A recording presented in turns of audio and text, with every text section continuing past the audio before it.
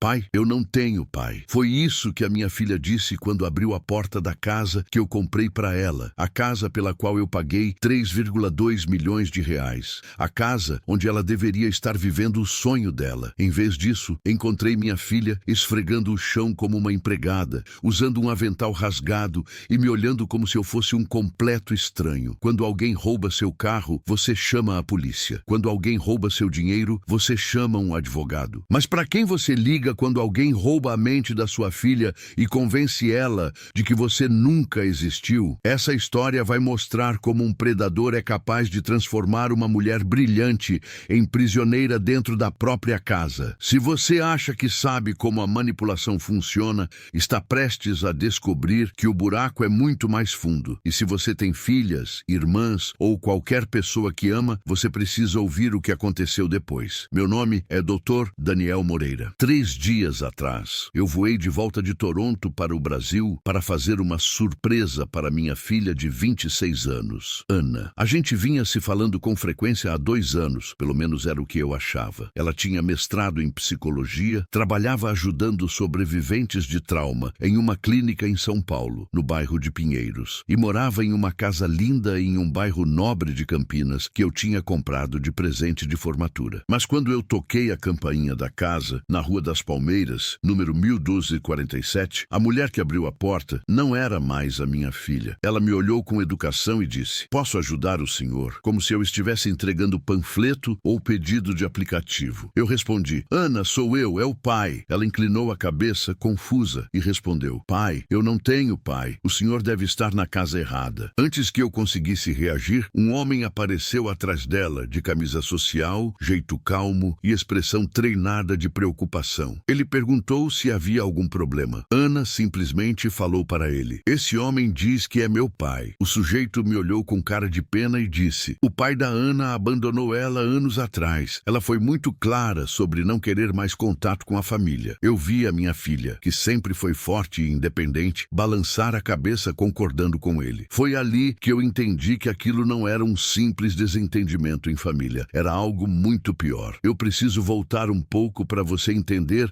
como a gente chegou até aqui, porque o que aconteceu depois só faz sentido se você souber o que eu achava que sabia sobre a vida da minha filha. A Ana sempre foi muito independente. Depois que a mãe dela morreu, quando ela tinha 16 anos, nós dois ficamos mais próximos do que muitos pais e filhas. Ela terminou a faculdade cedo, fez mestrado em psicologia aos 24 anos. Brilhante, crítica, do tipo de pessoa que eu jurava que enxergava manipulação a quilômetros de distância. 2 anos atrás, quando eu aceitei um cargo fixo como cardiologista em Toronto, a Ana estava em um dos melhores momentos da vida. Tinha acabado de começar a trabalhar em uma clínica de terapia em São Paulo, ajudando pessoas a reconstruir a vida depois de traumas. A ironia disso só ia me atingir bem depois. Em um dos nossos últimos jantares, antes de eu me mudar, ela me disse que queria ficar em São Paulo, que sentia que pertencia àquele lugar, que o trabalho dela fazia diferença. Eu respeitei a decisão e quis apoiar de verdade. Então, fiz o maior compromisso financeiro da minha vida. No dia 15 de junho de 2022, eu transferi 3,2 milhões de reais de uma conta do Banco Itaú para comprar a casa da Rua das Palmeiras, em Campinas. Documentação impecável, localização excelente, perto da clínica, bairro seguro, o tipo de lugar onde ela podia construir uma vida de verdade. Além disso, criei o Fundo Familiar Moreira, com 2,1 milhões de reais, administrado pelo banco, com a Ana como principal beneficiária, para garantir que ela teria segurança acontecesse o que acontecesse comigo. Era um fundo estruturado para protegê-la de qualquer pessoa que tentasse se aproveitar dela. Quando eu entreguei a escritura,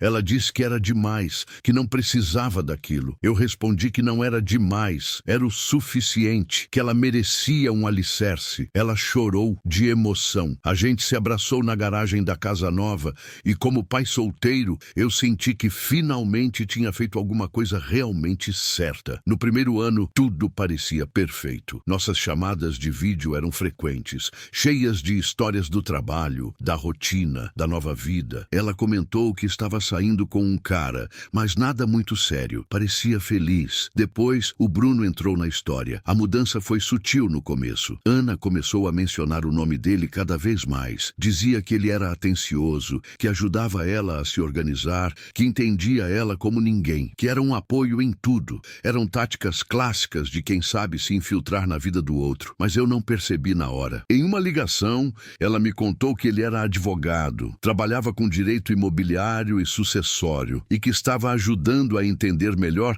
a papelada que eu tinha preparado, tanto da casa quanto do fundo. Isso deveria ter sido uma bandeira vermelha enorme. Ana nunca teve dificuldade com contratos, números ou documentos. Sempre foi detalhista e organizada, mas eu estava atolado em cirurgias cardíacas, plantões e conferências em Toronto e confiava no discernimento da minha filha. Depois do Natal, as ligações começaram a ficar menos frequentes. Quando a gente falava, Bruno quase sempre estava ao fundo. Às vezes, eu ouvia a voz dele, sempre educado, sempre disponível, sempre conduzindo discretamente a conversa. Comentei com um colega no hospital, o Dr. Eduardo, que a Ana parecia mais cansada, mais distante. Ele disse que isso era normal, que quando os filhos começam a tocar a própria vida, acaba sobrando menos tempo para os pais, que eu não deveria dramatizar. Mas alguma coisa não batia. A mesma sensibilidade clínica que me ensina a perceber pequenas alterações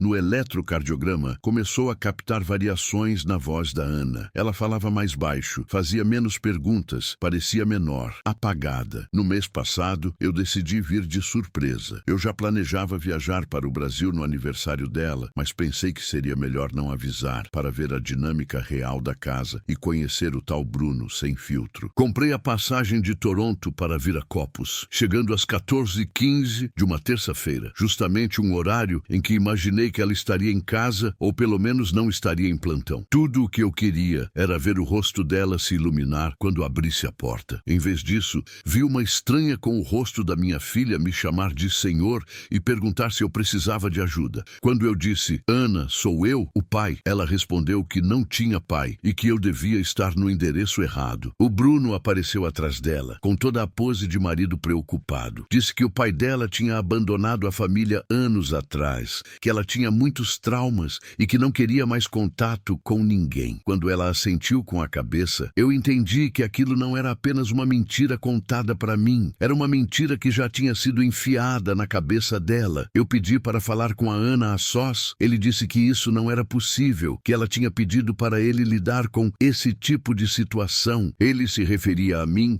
como se eu fosse um incômodo recorrente. Quando eu disse que tinha comprado a casa, ele garantiu que não, que a Ana havia feito mudanças na escritura, que moravam em regime de comunhão e que tudo tinha sido assinado de forma correta. Ele pegou uma pasta parda e me mostrou uma certidão de casamento entre ele e a Ana, datada de 8 de janeiro de 2024, aparentemente registrada e com testemunhas. Eu nunca tinha ouvido falar de casamento nenhum. Mais ainda, ele apresentou um documento de cessão de direitos da casa, com data de 15 de fevereiro de 2024, como se a Ana tivesse transferido parte da propriedade para ele. No papel, havia a assinatura dela, com firma reconhecida. Só que algo naquela assinatura estava errado. Eu conhecia a letra da minha filha como conheço um traçado de cateter em angiografia. O jeito de fazer o A, o fluxo do Moreira, o modo como ela cruzava o R, tudo era muito característico. No documento, a assinatura parecia similar, mas a pressão da caneta era diferente. O ângulo era outro. Dava a sensação de alguém copiando, não escrevendo naturalmente. Eu perguntei em que cartório aquilo tinha sido feito. Ele respondeu que era informação sigilosa. Eu disse que iria verificar cada linha, cada firma, cada data. Ele avisou que eu não era bem-vindo naquela casa. Tentou me empurrar para fora em nome da privacidade do lar e repetiu com voz mansa que a Ana não queria contato comigo, que eu deveria aceitar isso. Foi quando eu olhei de novo pela janela. Lá dentro, vi a Ana na cozinha, limpando alguma coisa no balcão com movimentos mecânicos, como se estivesse seguindo uma lista, não vivendo na própria casa. Meus olhos encontraram os dela por um segundo, e nesse segundo eu vi medo, não decepção, não vergonha, medo puro. Ela desviou rápido, mas já era tarde. Eu tinha visto. Minha filha não estava confusa, nem apenas criando limites saudáveis. Ela estava apavorada. Eu saí de lá direto para uma cafeteria e fiz a única coisa que me parecia minimamente sensata. Liguei para a única advogada que eu conhecia,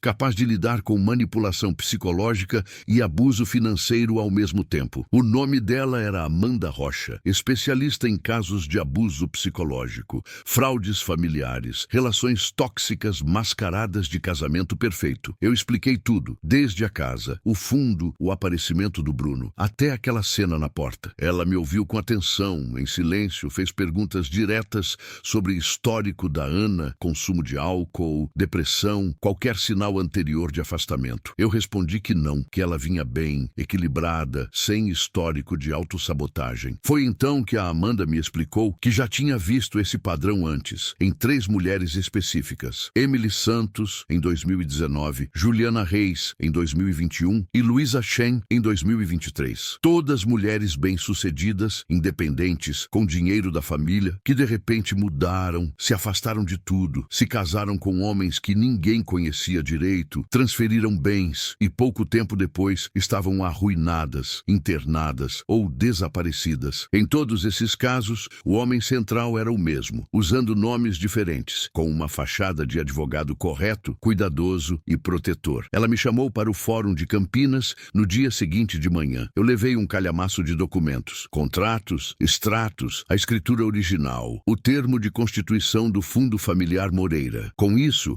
a Amanda entrou com um pedido de urgência, argumentando que havia forte indício de abuso financeiro, estelionato e manipulação psicológica envolvendo a minha filha. A juíza analisou o material, olhou o laudo de perícia grafotécnica de uma assinatura que a Amanda, em menos de 24 horas, conseguiu mandar analisar e decidiu bloquear temporariamente todas as movimentações do fundo e suspender qualquer transferência de propriedade da casa enquanto o caso fosse investigado. Isso já foi um golpe direto na estratégia do Bruno, que naquela altura eu já sabia nem sequer se chamava assim. O delegado Henrique, da Delegacia de Crimes Financeiros, trouxe outra camada terrível para o quadro. O verdadeiro Bruno Henrique de Souza, advogado, havia morrido 3 anos atrás, em um acidente de carro no interior do Paraná. O homem que vivia com a minha filha estava usando o documento de um morto, com CPF, OAB e tudo falsificados. Naquele momento,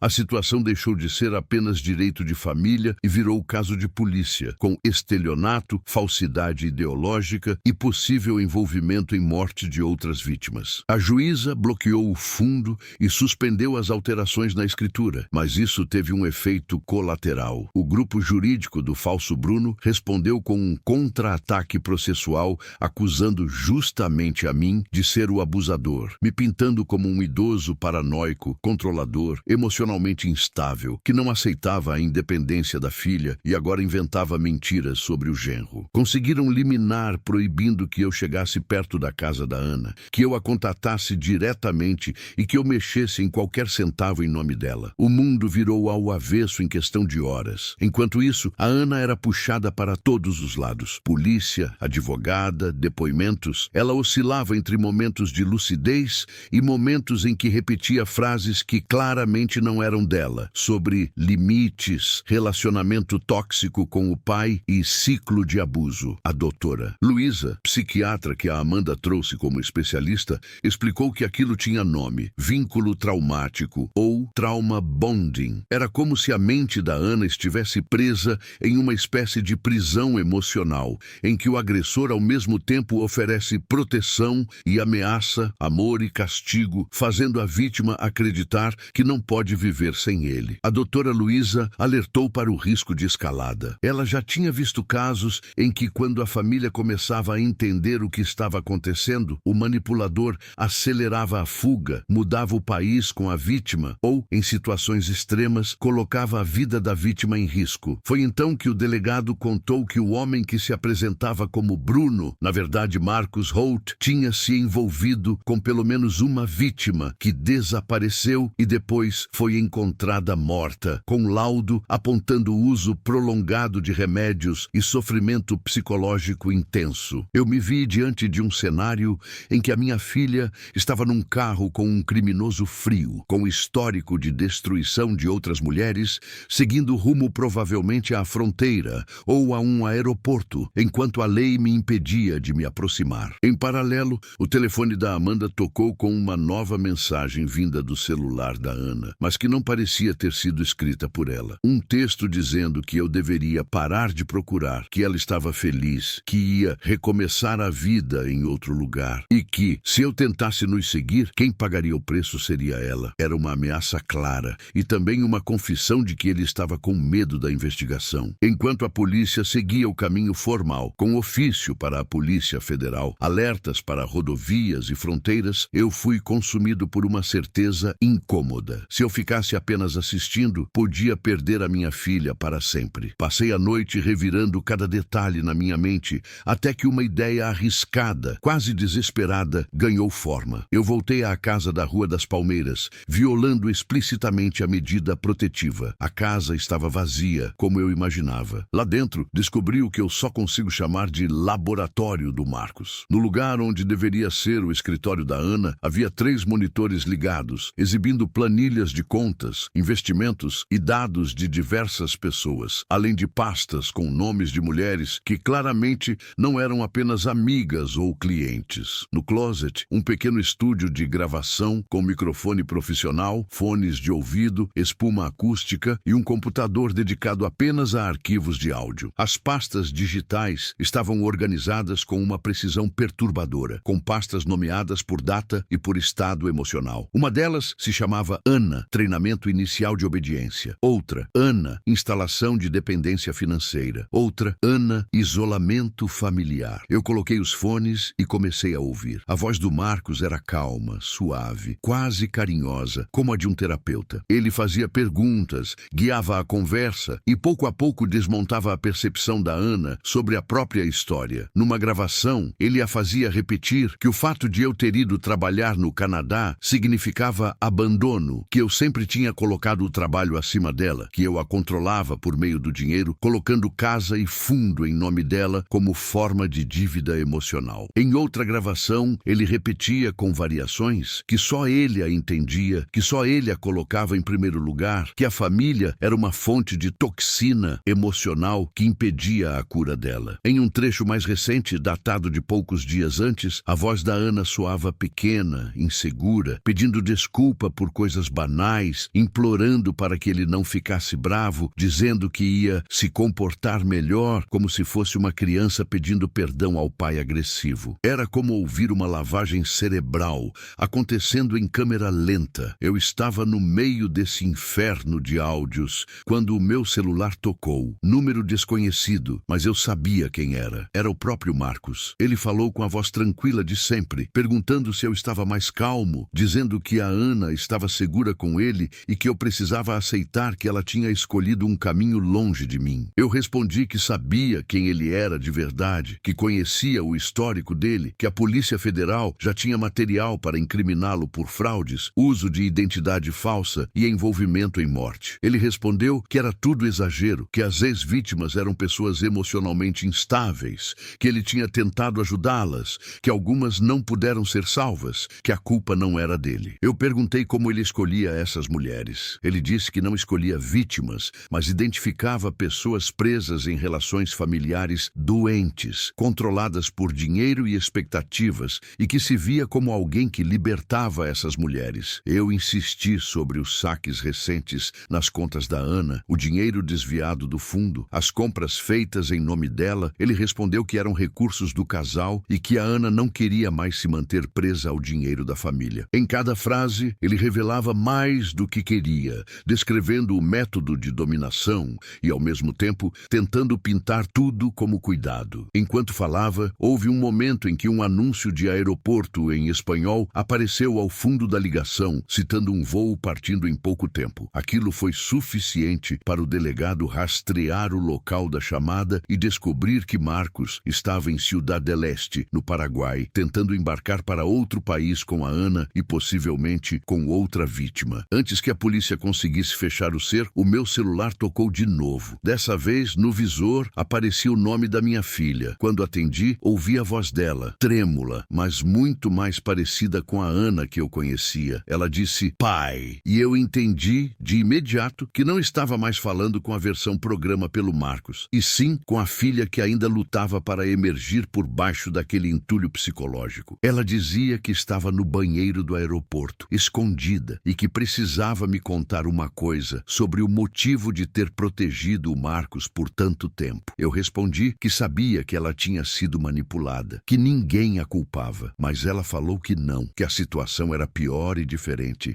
Ela sabia que ele era falso, que não se chamava Bruno, que escondia coisas, que mentia sobre o passado, mas que mesmo assim fingiu por medo. Ele tinha conseguido acesso aos meus exames, ao histórico cardíaco da família, a fotos do meu apartamento em Toronto e rotinas da minha vida. Ele havia deixado claro, com detalhes assustadores, que conseguiria simular um infarto em mim em um momento de estresse e fazer tudo parecer natural. Disse que, se ela tentasse me avisar ou contar a verdade para alguém, eu teria um ataque em algum parque, na rua correndo, em casa, e cairia morto. Ela contou que, no dia em que eu apareci de surpresa na porta da casa em Campinas, a primeira reação dela não foi rejeição, mas pânico pelo que poderia acontecer comigo. Ela confessou que boa parte das coisas horríveis que disse para mim naquele dia foram roteiros que ele havia obrigado a decorar, com respostas prontas para cada tipo de pergunta. Revelou que algumas das assinaturas em documentos eram dela, mas em folhas em branco, supostamente apenas para questão fiscal, e que ela nunca teve consciência de que aquilo seria usado para simular repasse de casa, casamento ou procuração ampla. Disse ainda que nunca assinou qualquer transferência da casa e que, portanto, tudo aquilo era falsificação. Enquanto ela falava, o delegado e a Amanda ouviam em viva voz, cruzando as informações com o que já tinham descoberto. Ela contou que Marcos não estava com ela no banheiro, que tinha deixado o celular dela com sinal, convicto de que ela estava quebrada demais para ligar para qualquer pessoa. Ela disse que, ao ouvir a ligação entre mim e Marcos no portão de embarque, alguma coisa dentro dela acordou de vez. Ouvir ele se gabando de como tinha destruído a mente dela acendeu exatamente o tipo de dissonância cognitiva que a doutora Luísa tinha explicado. Foi como se ela lembrasse de repente de quem era. Ana, psicóloga, especialista em trauma, alguém que ajudava outras pessoas a se reerguerem e que agora via claramente que estava vivendo aquilo na pele. Ela contou que havia mais uma mulher com Marcos no portão, chamada Mônica, que parecia estar na mesma condição que ela esteve meses atrás, defendendo o agressor, repetindo frases sobre família tóxica, dizendo que só ele entendia. Amanda avisou imediatamente a Polícia Federal, que já estava a caminho, e as autoridades paraguaias. Em questão de minutos, a movimentação no aeroporto mudou, e a Ana contou pelo telefone que via policiais se aproximando do portão onde Marcos e a nova vítima estavam. A ligação caiu no meio da confusão, mas algumas horas depois, o delegado confirmou. Marcos tinha sido preso em Ciudad del Este, tentando embarcar com documentos falsos, ao lado de uma mulher que já constava como desaparecida há meses. 6 meses se passaram desde aquele dia. Agora, eu escrevo isso sentado na sala do apartamento da Ana, em Campinas, um apartamento que ela escolheu, mobiliado do jeito dela, em um bairro onde ela decidiu morar por se sentir segura, não porque alguém enfiou a chave na mão dela como parte de um plano de controle. O processo criminal contra o Marcos foi pesado, com dezenas de provas, testemunhos de outras vítimas, laudos psiquiátricos e grafotécnicos. Ficou comprovado que, ao longo de 6 anos, ele tinha se aproximado de pelo menos 12 mulheres, em diferentes estados, sempre com o mesmo padrão. Entrava como salvador amoroso, isolava, virava marido, tomava controle financeiro, reescrevia memórias, destruía relações com a família e, quando tinha drenado patrimônio e quebrado a mente da vítima, sumia. O prejuízo financeiro calculado passava de 15 milhões de reais, sem contar o dano emocional. A Ana depôs no julgamento com uma clareza cortante. Ela explicou as técnicas de manipulação, falou sobre a forma como ele usava conceitos reais de psicologia para torcer a percepção dela, sobre as ameaças veladas e explícitas, sobre o medo constante de algo acontecer comigo. Como psicóloga e vítima, ela tinha uma visão única daquele horror, e isso pesou muito para a condenação dele. Ele acabou pegando uma pena tão alta, somando todos os crimes, que na prática jamais voltará a andar livre. A Mônica, a mulher que ele tentou levar no lugar da Ana, está em terapia intensiva, mas aos poucos também está se reerguendo. A Ana tem ajudado diretamente exatamente nisso. Depois de tudo, ela decidiu sair da clínica em que trabalhava e abriu um instituto próprio, chamado Instituto Refúgio, financiado inicialmente com R$ 500 mil, recuperados dos golpes do Marcos e destinados por ordem judicial à reparação de vítimas de abuso psicológico. O Instituto oferece atendimento especializado para mulheres que passaram por relacionamentos coercitivos, vínculos traumáticos, sequestro emocional e manipulação financeira. Ela conta que, desde que começou, já atendeu pelo menos 11 mulheres em situação parecida, algumas em estágios iniciais, outras em colapsos profundos. Ela me disse, em uma dessas noites de jantar simples na cozinha, que esse trabalho é mais pessoal agora, que ela entende o que as pacientes sentem de uma forma que antes seria impossível. Ela também está noiva de um enfermeiro pediátrico chamado Davi, um homem calmo, respeitoso, que eu aprendi a admirar. A gente brinca com o fato de o nome dele ser uma variação do meu, e a Ana diz, rindo, que talvez, no fundo, isso seja uma forma de ressignificar a figura masculina de cuidado na vida dela. Em um desses jantares, ela me perguntou se quando eu entendi o que o Marcos estava fazendo com ela, eu tive vontade de resolver tudo com as próprias mãos. Eu pensei na noite em que entrei escondido na casa vazia, ouvindo as gravações da destruição da minha própria filha. Pensei em quão perto estive de fazer alguma loucura, de caçar o Marcos eu mesmo, de ignorar a lei por completo. Quando ela insistiu para saber o que me segurou, eu respondi que eu sabia que, se tentasse salvá-la da maneira errada, poderia perdê-la para sempre, fosse fisicamente, fosse emocionalmente. Ela segurou minha mão, olhou nos meus olhos e perguntou se eu sabia a diferença entre controle e amor. Eu pedi para ela me dizer, e ela respondeu que amor cria liberdade, enquanto controle destrói, e que, apesar de tudo, fui eu quem ensinou lá atrás a diferença, quando dei a ela a chance de escolher o próprio caminho, mesmo que esse caminho tivesse me levado por um tempo para longe. Às vezes, você precisa perder tudo para reencontrar quem você ama. Se essa história fez você lembrar de alguém, compartilhe. E lembre sempre, manipulação não é amor, controle não é cuidado e isolamento nunca é proteção.